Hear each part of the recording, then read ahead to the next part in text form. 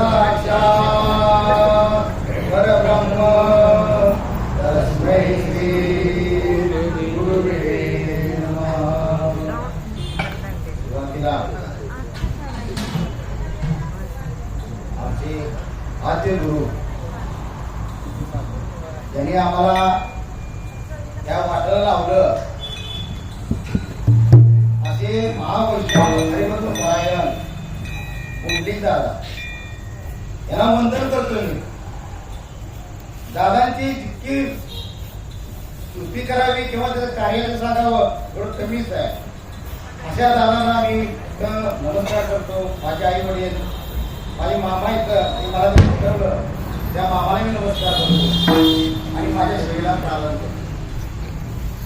आता मी साचरणाचा जो अभंग घेतलेला आहे जगद्गुरु जगदमध्य तुकोबाराय यांचा साचरणाचा अभंग म्हणजे हरिपाठामध्ये सुद्धा आहे. साधाही सोपा आहे.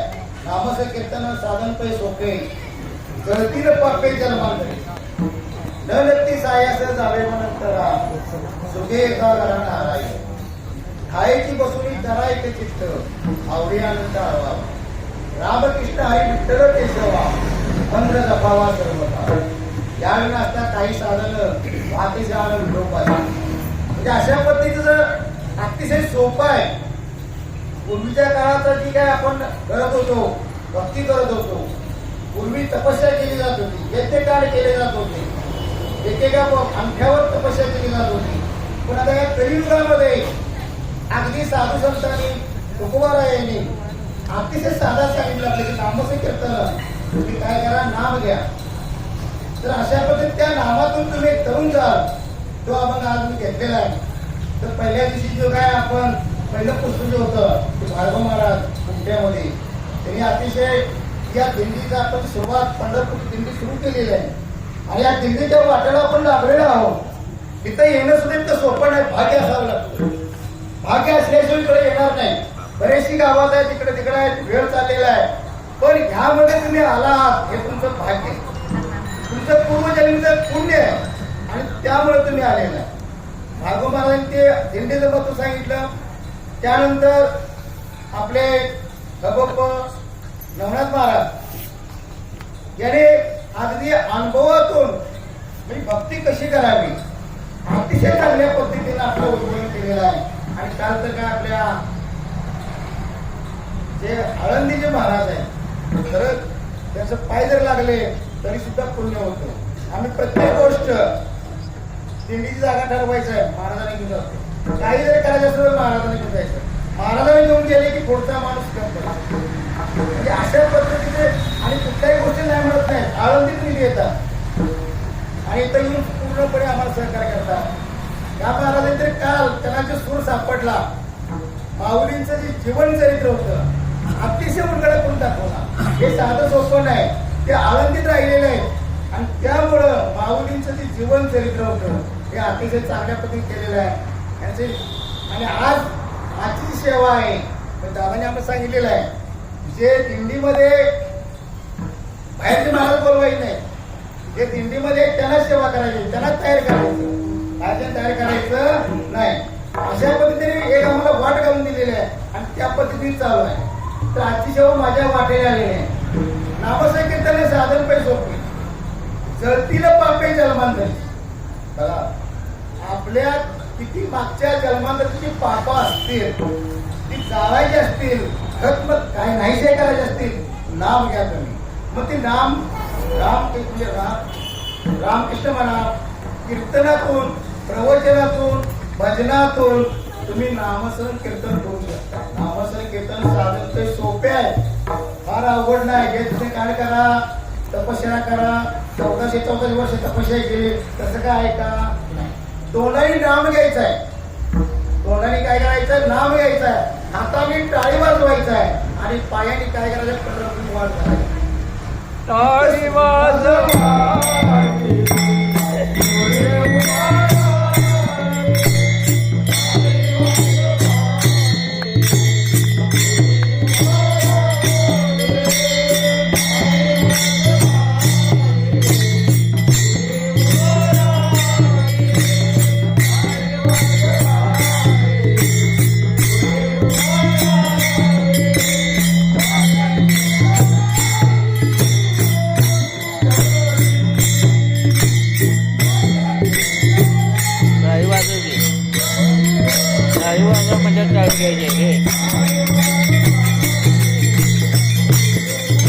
टाळी वाजवा की टाळी वाजवा म्हणजे वाजवा की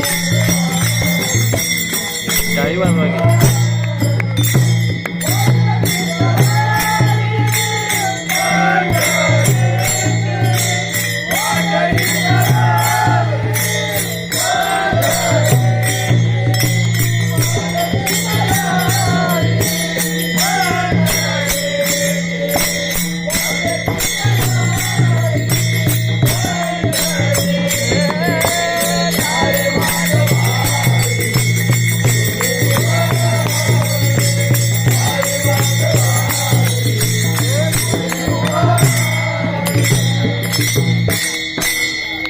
टाळी वाजवा म्हणल्यावर घ्यायला शूटिंग टाळी का वाजवायची असते? यामध्ये आजू प्रेशर आहे. जसं घरातलं एखादं फॅनचं बटन दाबलं की फॅन चालू असते, तसं आपल्या शरीरामध्ये कुठे बिघाड झालेला आहे, जो दुरुस्त जर करायचा असेल टाळी वाजवा. टाळी वाजवा आणि आजार घालवा म्हणजे. तुम्ही टाळी का वाजवायची आहे? त्या टाळीमध्ये अति प्रेशर आहेत, ते दाबले जातात आणि शरीरामध्ये कुठे बिघाड झाला असेल तर आपोआप नाही करायची. साधू संतांनी काय सांगितले बघा, यामध्ये शास्त्र आहे, विज्ञान आहे की टाळी वाजवली की अति प्रेशर होतं. डॉक्टर सांगतात इथं दाबले की हे शरीराचा भाग बरा होतो, पण हे पूर्ण टाळी वाजवले आपोआप सगळे रोग नाही. किती सोपं आहे. आणि पायाने पंढरी पायामध्ये सुद्धा ऍक्युप्रेशर, पायाने चालल्यानंतर पायामध्ये सुद्धा ऍक्युप्रेशर असल्यामुळं शरीरातले जे काही रोग असतील ते नाही होत. तुम्ही असं म्हणलेलं पहा, जशी गाडी आपण काय करतो, अमुक एक 3,000 किलोमीटर 4,000 किलोमीटर झाल्यानंतर सर्व्हिसिंगला टाकतो, तसं आपल्या शरीराचं जर सर्व्हिसिंग करायचं असेल, वर्षातून एक वारी करा. तुम्हाला सर्व्हिसिंग, जशी गाडी सर्व्हिसिंग करून बाहेर येते, ऑइल बदललं जातं, काय पाठ खराब झाला काढला जातो, तसं आपण पंढरीची वारी केल्यानंतर आपलं शरीर पूर्णपणे हे परत वर्षासाठी तयार होतं, ऊर्जा तयार होते आपलं. इतकं त्याचं महत्व आहे. वर्षातून एक वारी केली की 1 वर्ष वाढलं तुमचं आयुष्यातलं, 1 वर्ष वाढलं.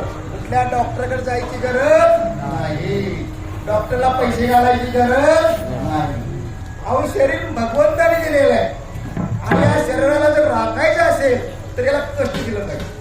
याला जर तुम्ही कष्ट नाही दिला तर डॉक्टरांची भर आहे, डॉक्टर सांगेल ते करावं लागतं. मग हे करावं लागू नये यासाठी कष्ट करा. बघा गरीब कोण, त्याला कुठं बीपी आहे का बघा, शुगर आहे का बघा, काही नाही, त्याला काही होत नाही. रकाबार कष्ट करतात, घाम घालतात, काही लागत नाही, पण जे शरीराला अजिबात श्रम आहे त्याला मग बीपी आहे, शुगर आहे आणि काय आहे, मिळवला सगळा पैसा तिकडच.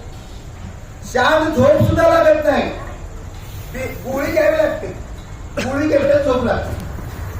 बघा मग त्यासाठी काय केलं पाहिजे, आपण भगवंताची भक्ती केली पाहिजे, टाळी वाजवली पाहिजे, मुखाने नाम घेतलं पाहिजे. आता मुखाने नाम घेतलं काय होतं, नुसतं नाम घेतल्याचं कसं काय होतं, जसं एखादे हवेची पोकळी आहे, त्या हवेच्या पोकळीमध्ये पाणी गेलं तर हवा पाहिजे, तसं तुम्ही नाम घेतल्यानंतर तुमच्यातले वाईट विचार सगळे बाहेर, तुमच्यातले वाईट विचार जे आहेत ते बाहेर घालवण्यासाठी नाम घेतली. डोक्यात काय येत नाही, घरात काय चाललंय, आता काय होत असेल, तिकडे काय होत, नाम घ्या तुम्ही.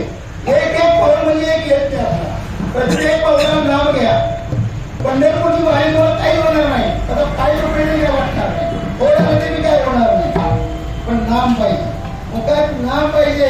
नाम असले की आपल्या डोक्याचे विचार सगळे बाहेर जातात, चांगले विचार येतात. अतिशय महत्वाचं आहे, डोक्यात चांगले विचार येणं अतिशय महत्वाचं आहे. आपण जे इच्छितो ते मिळतं. वृक्षाच्या झाडाखाली बसल्यानंतर आपण जे इच्छितो ते मिळतं. मला एक दृष्टांत देतो तुम्हाला. एका घरामध्ये काय झालं, नवरा बायको किरकोळ कारणावर भांडण झालं, किरकोळ कारणावरून भांडण लागल्यानंतर नवरा काय म्हणतात, जास्त वगैरे घरात थांबलं तर आणखी भांडण वाटणार, आपण काय डोकं शांत करूया, वगैरे गावावर घेऊन येऊया म्हणतात. तर तो माणूस काय केला, गावाबाहेर चालला आणि गावाबाहेर जात असताना एक झाड असतं आणि त्या झाडाखाली 4-5 डाकू बसले असतात, गुंड बसले असतात. एका माणसाला कसं मारायचं त्यांच्या डोक्यात विचार करत असतात आणि ते विचार वर वर जात आणि तो तिथं जात असताना त्याच्या डोक्यात ते विचार येतात. अरे तर मला बायको अशी का बरं बोलले, तिला काय केलं म्हणून त्याच केली. तो घरी येतो आणि घरी येऊन त्यांनी कसं त्या म्हणजे एखाद्याला कसा फोन करायचा किंवा कसं मारायचं ते दगड घालून आणि तेच विचार डोक्यात येतात. घरात येतो दगड बायको डोक्याला. जो माणूस डोकं शांत करायला बाहेर गेलेला असतो तोच डोक्यामध्ये विचार येतात आणि तो परत येतो आणि असं करतो. म्हणून आपण डोक्यात विचार करताना चांगला केला पाहिजे. वाईट विचार केला काही उपयोग नाही, तुमचं नुकसान आहे. तू केला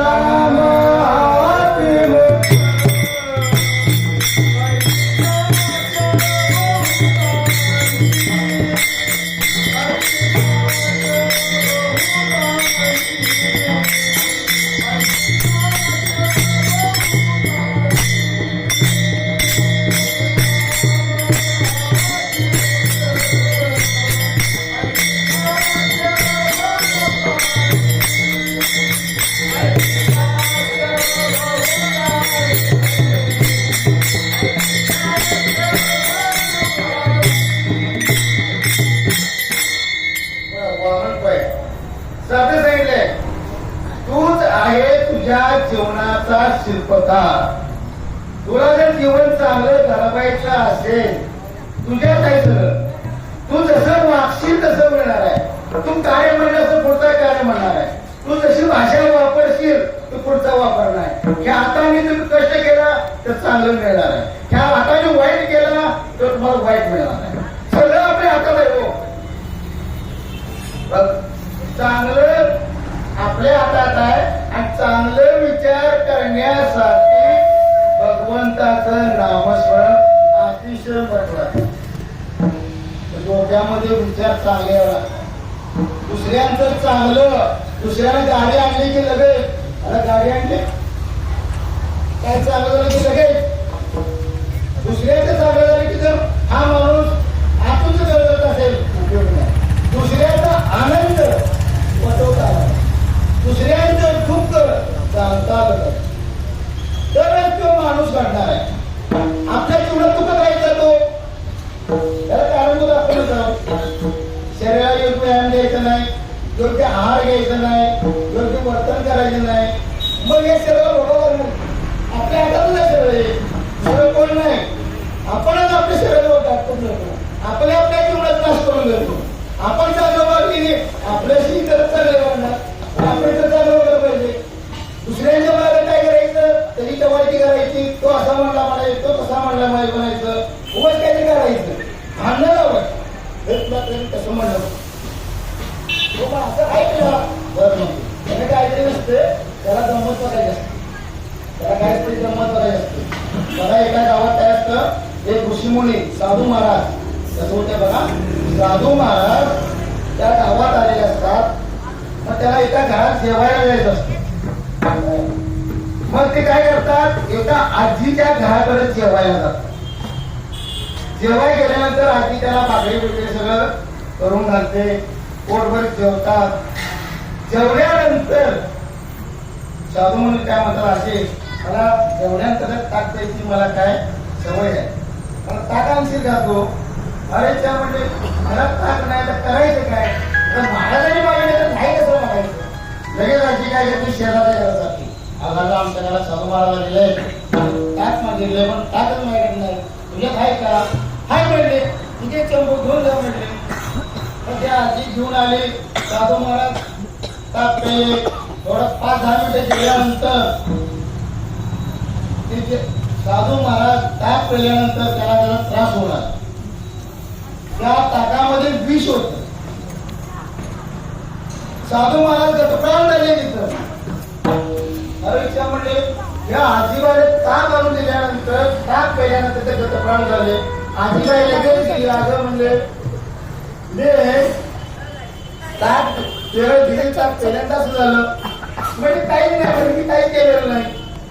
ती चंबू जिथं ठेवलेला असतो तिथं आकाश मार्गाने धार चाललेली असते आणि त्या धारीने एक नाग साप पकडलेला असतो आणि त्या नाग सापात त्याची विष असतं ते विष त्या ताकात पडलेलं असतं. ते पेल्यामुळे ते गतप्राण झाले. मग नदीकाठीवर घेऊन येणाऱ्या बायकांवर तुला काय माहित आहे का काय आता त्या साधू महाराजांवर भरपूर पैसे होते, भरपूर संपत्ती होते आणि ते घेण्यासाठी त्या आजीने काय केलं ताटामध्ये काय घालून त्यांना मारलं. आता हे खरं आहे का नाही, हे खरं नसताना सुद्धा त्यांनी हे करायला लागलं. वरून देव बघायला आहे हे साधू महाराजांचं जे गतप्राण झालेलं आहे त्यांचं जे पाप आहे ते पुढे डोक्यात माती मारायचं आहे. आजीच्या माती तर मारता येत नाही, आजीने तर काही केलेलं नाही, त्या शेजारच्या औषधाला सुद्धा तिने काय केलेलं नाही. मग त्या घाईने काय केलं का घाईने काय केलेलं नाही, घाईने काय आपलं काम केलं. साप पकडला जात होते, जाता जाता पडलं तिचा काय दोष आहे. पण हे सगळं काय नसताना हे खोटं हाळ त्या आजीवर घेऊन त्या बायका मग भगवंत काय म्हणले की जे खोटा हाळ आणणार आहे की नाही ते काही खरं नसताना ते बोलतात की नाही त्यांच्या माती पाप मारूया, त्यांच्या माती काय करूया पाप मारूया. म्हणजे एखादं काय झालं पाप ते कुणाच्या माती मारायचं कुणाच्या लिहायचं ते भगवान ठरवत असतात.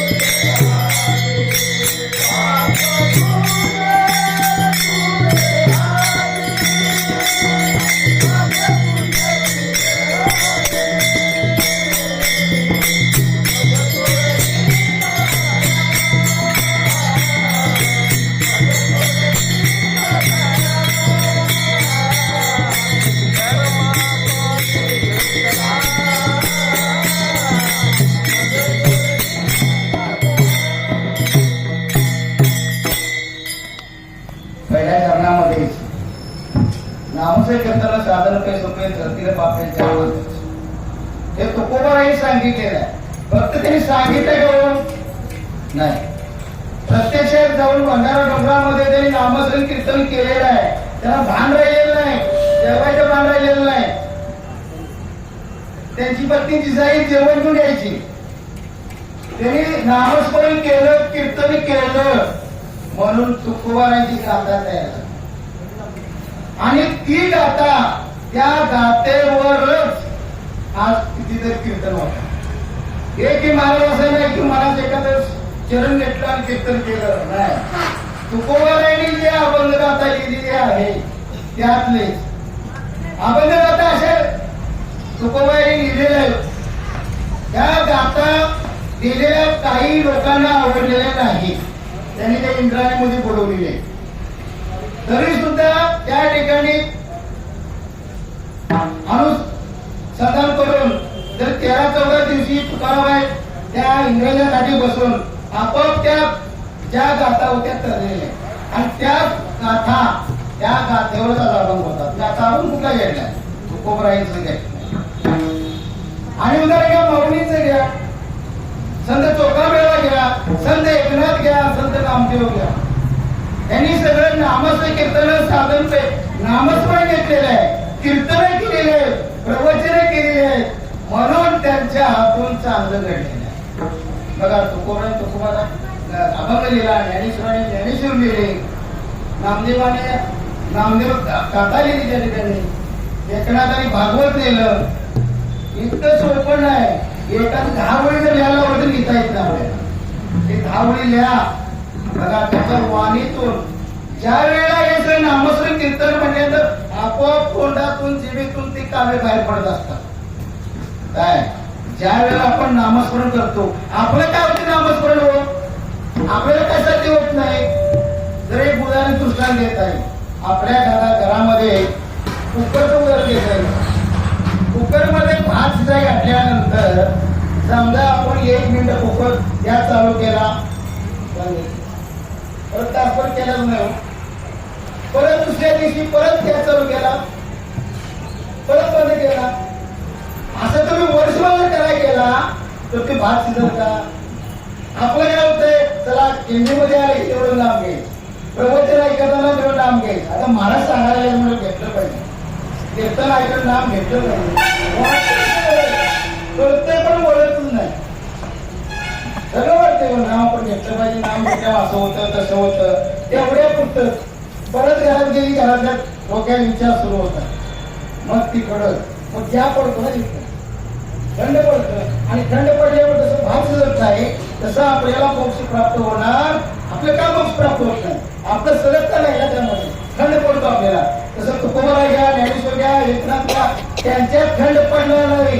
स्वप्नामध्ये झोपेमध्ये जो नाम घ्यायची त्यांच्यात थंड पडणार नाही, म्हणून त्या पातळीपर्यंत जाऊन पोहोचले. म्हणून पहिल्या चरणात काय सांगितलेलं आहे, नामचं कीर्तन साधन पैसे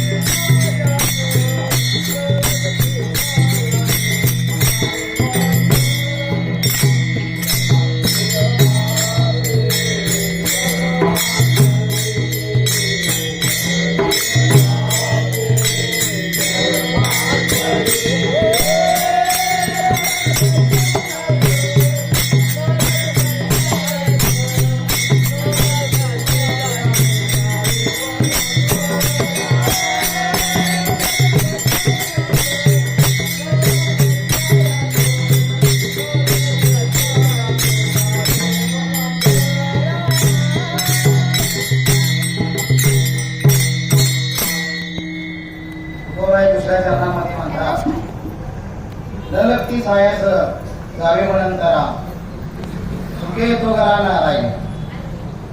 महाराज काय म्हणायचंय, न लक्ती सायास जावे म्हणंतरा, म्हणजे तुम्ही नामस्मरण करण्यासाठी वनामध्ये जायची गरज नाही, कुठं तीर्थयात्रा करायची गरज नाही. घराच्या घरामध्ये सुद्धा तुम्ही नामस्मरण करू शकता. जेवण करताना नामस्मरण घ्या. जेवण करताना नामस्मरण केलं त्यामध्ये भक्ती उतरते आणि ते जेवण एक चांगल्या पद्धतीत तयार होतं.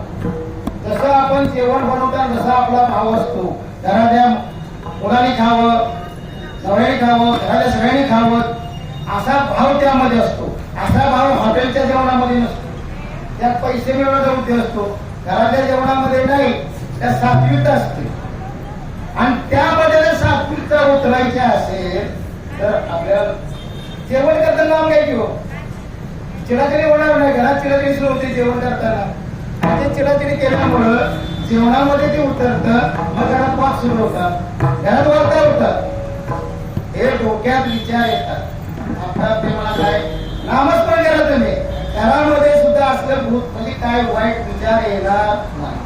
घराच्या लोकांसह सात्विक जेवण मिळेल. म्हणून व्यक्ती साहस्य झाले म्हणून त्याला सुखे तो घरांना भगवंत घरी येऊ शकतो. संत चौकामुळे पुढे गेले का हो?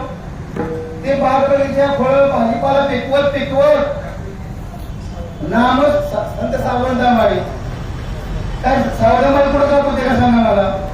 भाजीपाला करत भगवंताचं नामस्मरण कांदा मुळा भाजी